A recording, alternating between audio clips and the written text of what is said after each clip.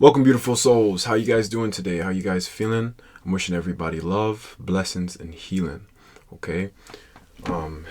Today I want to talk about some powerful stuff. So I advise you all to stay within the duration of this video. This is going to be an empowering messages for my black brothers and sisters, my Pan-Africans. Okay, because every community has something that makes them great. And today I want to talk about uplifting things that'll empower us and help us take back control of our lives, and it'll heighten our manifestations, it'll heighten our health, and it will heighten our emotional well-being and all of those good things. Okay, so what most of you don't understand, brothers and sisters, is that we are immortal. Okay, we are immortal and we are powerful. All right, like, we hold all of our answers. Like, if you look up at the stars at night and you see how they kind of like they have their constellations and patterns and things like that. The other day I said, what if the stars are a map to the universe or to the galaxy or whatever? In that same way, we have a map within us. We have our answers within us. All of those stars, they reside within us, okay? And so one thing that we make a common mistake, and we think that we are just physical beings and that we're just placed here. You see me talk right now, so you think that I'm just this physical manifestation, but I'm more than that. I'm vibrating in so many different places, and so are you. You understand? And so I've learned and I've realized this mainly through dreams and dream divination. Okay? Say, for example, the other day I had a dream that my ancestors were telling me to eat more watermelon. I'm a guy, I don't like watermelon. And then today, right, a little bit time after that, weeks go by as I start learning more about my ancestors, where I come from, Africa and things like that. I didn't even know that the watermelon is kin to Africa. Okay? And I've had many different dream experiences. If you are connecting with me on Instagram, you will see that I predicted the new species or category for Homo hominids. Okay, so like hominid species, as far as our human ancestry with the apes and things like that, I had predicted a new category for a species. Okay, it came to me in a dream, the name Homo B, but I seen a full, longer, extensive name, and I didn't know. I seen what it was and I heard it, but I couldn't remember when I woke up. This happened to me around October. It was early in October, like October 10th last year, 2021. And then a week after that, then an article comes out confirming this. And that was the first article that I seen, the very first article, I believe. And it was for Homo bodoensis. You understand? And I've had many, my family can testify. Those who connect with me on Instagram can testify, because I write down dates in my dream journal. You understand? And I prophesize in my dreams. Things come to me. And coincidentally enough, I had a dream about 3 nights ago where this angel, they showed me this word. It was like, it was QOOKKH. So I pronounced it like coke or something like that. But I know it was like emphasis on the K's at the end. So coke, you know? And when I woke up, I was trying to understand what it mean. I searched it. I didn't see nothing for it. And then it reminded me of this word that I've heard before, hokmah, right? It's Hebrew. It means wisdom. And so I was like, okay. But hold on. Somehow I ended up searching up what is the root of hokmah, which is hok, right? And it means to inscribe or to write in stone or in a stone tablet. So what you would call a sefer, right? Or a prophet, somebody who writes down the law of God, they would be performing that action of hok. And just like I told you guys, I prophesize in my dream, and I write down my dreams and things like that. And so little messages and things like that will come to me, and I cannot make these things up because a lot of it I have no awareness of. You understand? Like most of these things, they just come to me, and I end up learning about it after, you know.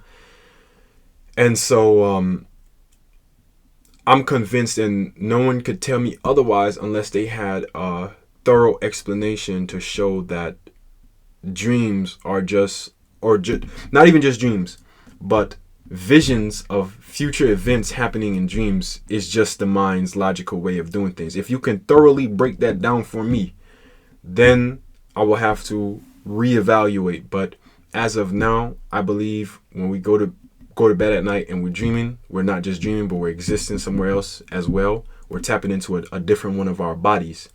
You understand? And so that alone should tell you that you're immortal, because you don't just exist in this physical vessel, but you are a spiritual being, and you exist on many different planes. You understand? Your thoughts is one plane of dimension. Your physical body is another plane of dimension. You understand? Your spirit energy, which makes up like little cellular forms and stuff like that, what we call cells in the scientific world, that's another, to me, that's another field of, another plane of dimension. Okay, so this just goes to show again that we are powerful beings. So if you can understand that and sit with that and just think about that for a second, you'll realize it's more to this reality than what you see on a daily basis. Okay, and so I was listening to Yaki. If you love to learn about your African ancestry, if you want to learn how to continue to eat healthy, if you want to receive empowerment, just being black, because I know it's a struggle out here when we're living in certain communities that all we see for our people is just is always drama based, and it's always degrading and things like that. I would definitely recommend to check out Yaki, because he is, I consider him an elder. Like, he has learned in a lot of the things that he teach, and what sets him apart from different teachers is a lot of the things that he say you can research and it'll pop up, you know, and you can do your own research around it. So he's not just lying or fabricating, but from what I've received from him so far, he's a very thorough guy. But I was listening to him the other day, and he was talking about if we were to shower, right, and the dirt comes off of you, or what we consider to be dirt, but we don't understand is like different kinds of bacteria, and the body getting rid of the excess on the surface and stuff. Because if you rub your skin enough, the cells will start to die. You understand? And then you'll lose skin, and then it'll go under a layer. So that being said, when you go in the shower and you wash off the different cells and things off of you, it would make a ring in the water on the tub floor, and it may be like colored a little bit, so you would think it's dirt. But if you put it under a microscope, you'd see all different kinds of bacteria cells and different things that you know, again, just exist on us. You understand? And some within us too. But basically saying that these things, they're living organisms. If you put them under a microscope, you would see that they are alive. You understand? And them being alive, right? Like, say for example, the cells that make up our body, not just our skin, but make up our body, they're inside of us and things like that. Like when you do, if you were to do a DNA ancestry test, it would tell you who you're connected to, right? These things are, again, they're living and they're existing inside of us. When I thought about ancestry, I thought about just like, you know, blood work. Maybe you carry some of your ancestors' blood and things like that. I didn't really understand it on a cellular level. But cells and certain things like that, they do die, but they continue to get passed on as we continue to create generations forward, okay? And so within us lies a lot of our ancestors' strength. So our ancestors who built the pyramids, our ancestors who settled in North America before Christopher Columbus, and in South America, the Mayans, who are connected to us, connected to the Egyptians, and the East, the Buddhists, right, the black-headed Tibetans, and really all of the old civilizations that hold lots of knowledge and wisdom and have done great things, they're still within us. Those are our ancestors. Their energy is always present with us as I'm speaking to you now, and as you're listening to me now. They're within us, and that's why we can receive messages from them when we do things like when we dream, when we pray, when we meditate, things like that. Like we connecting within. It's not out there. And that's what a lot of different religions and different like political groups and stuff like that, they capitalize off of your hope. They take something good and they turn it bad because they don't want you to go within and to figure out the true power, because then you wouldn't need them anymore, because the temple is within you, is not out there. You understand? And so just again, connecting with our inner state, our inner being, and taking time to quiet our mind and to really tap within the greatness within us. We can connect with our ancestors. We can connect with the stars. Like I was telling you guys, the stars is a map to the universe. All of that is within us. Like the different elements: water, fire, or heat, air, which we breathe, earth, which our body's biologically made out of. You understand? All of that is within us, and those things are immortal. They don't die. And since they are within us, we have any of the things that you can think of, from money. All these things are creations. We created these things here. You understand? And so if it's ever been created, if you can think it up, the answers are within you. And so you guys might think that's a joke or anything like that. But see, the reason why a lot of people aren't able to connect on this level is because they are not in harmony. They're not in homeostasis, right? And I don't just mean this on a physical level, like your body, but I mean this on a mental, spiritual, and energetical level. Okay? In Christianity, which I don't believe in Christianity, but there are some things that they practice that they've taken from older civilizations and cultures that come from our people, if you want to be honest. And there are certain things that you can take from it and you can learn. Like the Trinity, for example. Mind, body, and spirit. Right? Then you have in Buddhism, you have mind, or Mahayana Buddhism, to be exact. I really love to learn about the Dzogchen, or I think they call it Vajrayana sect of Mahayana Buddhism. But they believe in mind, body, and speech. But when you take speech and you take spirit or energy, they're the same thing, because words is energy. It takes energy to speak out words, and they hold vibrations because they're connected to our mind, to our emotions. It's all one. So when you project certain things that you say, we don't understand that we're either blessing our life or cursing our life with words. And that goes for projecting onto others when we have conversations. That's why certain things to me aren't a joke. I cannot joke around with certain things. You understand? And you shouldn't either. You should be protective about what you listen to, what you put in your mind, what you have in your space and things like that, and who you are in your environment. Because what most folks fail to realize is that our cells, right?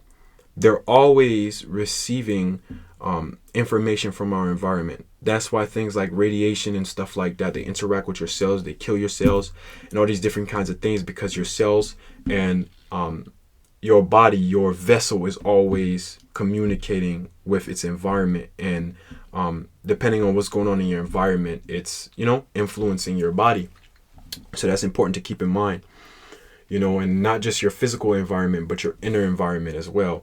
You understand? That's why when we get angry, we let off certain hormones. When we're happy, dopamine and things like that start producing in our brain, because we control those things with our mind. That's why I said mind, body, and speech, they're all one. You understand?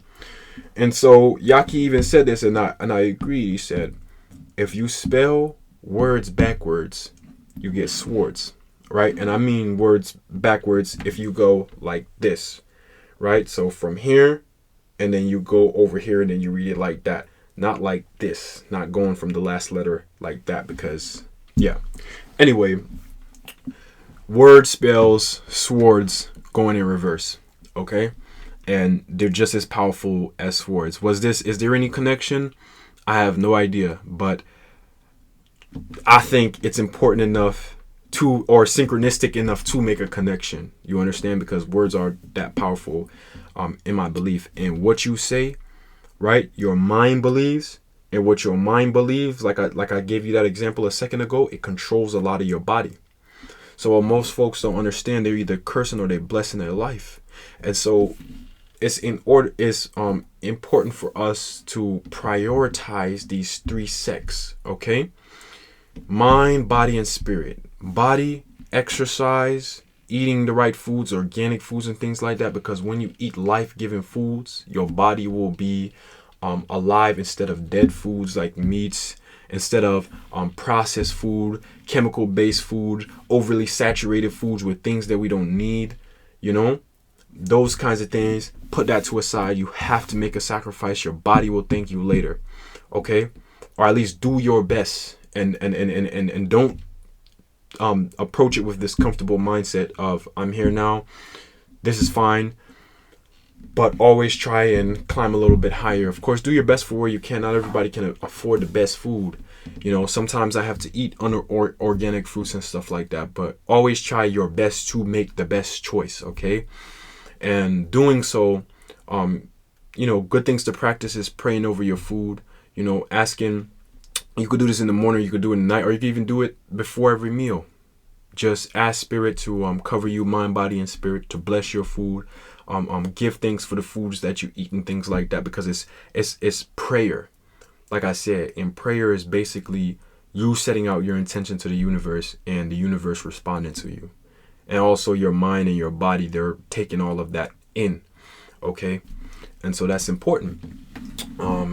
So once your body is balanced and your body feels good, your mind will start to be able to function properly. You'll be able to think better. Your mind will be more clear. You'll feel a lot better, okay, when you are eating the right diet. Now, as far as diet, I won't recommend what folks should be eating. I'll let you figure that out on your own. But I will tell you that I don't agree with eating meats and processed foods and milk and certain other things like that, but life-giving foods like fruits and vegetables, okay?